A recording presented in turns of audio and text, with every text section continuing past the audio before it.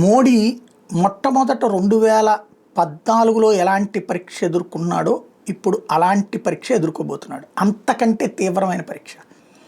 2014 నాటికి గుజరాత్ ముఖ్యమంత్రిగా అద్భుతమైన సర్వీసెస్ అందించాడు.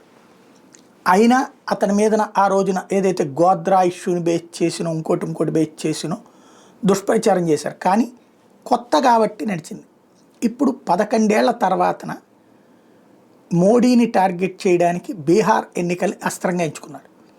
మొన్న చేసినటువంటి కుల విభజన ప్రచారాలు, వర్గ విభజన ప్రచారాలు, మైనార్టీల పోలరైజేషన్, అలాగే మోడీ వ్యతిరేక శక్తుల్ని ఏకీకృతం కావడం, తృతీయ ఫ్రంట్ అనేది పక్కకి వెళ్ళిపోయి కంప్లీట్ అందరూ ఒకే టెంట్ కిందకి రావడం, వామపక్షాలు దాంట్లో కీలక పాత్ర పోషించి కలిపే ప్రయత్నం చేయడం, వీళ్ళందరి ఉద్దేశం మోడీని దించడం.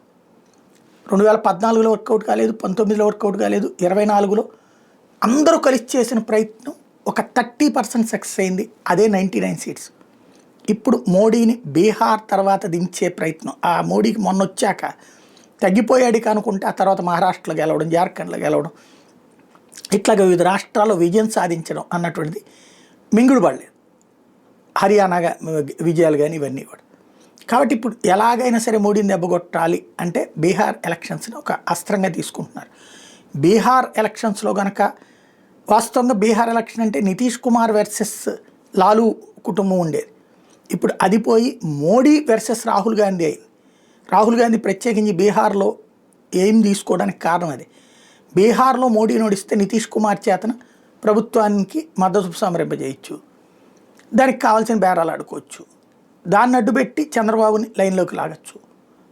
తద్వారా అస్థిర ప్రభుత్వం, సుస్థిరం ఉండకూడదు. అమెరికా యూరోప్ దేశాలు కూడా అందుకే సహకరిస్తున్నాయి అతనికి. అమెరికా యూరోప్ దేశాలకు కూడా ఇప్పుడు నరేంద్ర మోడీ ఎదుగుదల నచ్చట్లేదు. ఎందుకంటే అంతరిక్ష రంగంలో అద్భుతమైనటువంటి ప్రగతి, రక్షణ రంగంలో స్వదేశీ తయారీ వైపుకి వెళ్ళిపోవడం, విదేశాలకు ఆర్డర్లు తగ్గించేయడం, మనమే తయారు చేసుకుంటుండటం ఇవాళకి నచ్చట్లేదు. ప్రపంచం తినాలనుకుంటుంది ఇండియా సొమ్ము, అలా కాకుండా ఇండియన్ సొమ్ము ఇండియా వాళ్ళే తినాలంటున్నాడు మోడీ. ప్రపంచంలోని ఇండస్ట్రీస్ ఇక్కడ డబ్బులతో బాగుపడుతుంటే ఇక్కడే ఆ పరిశ్రమలు రావాలనుకుంటున్నాడు మోడీ.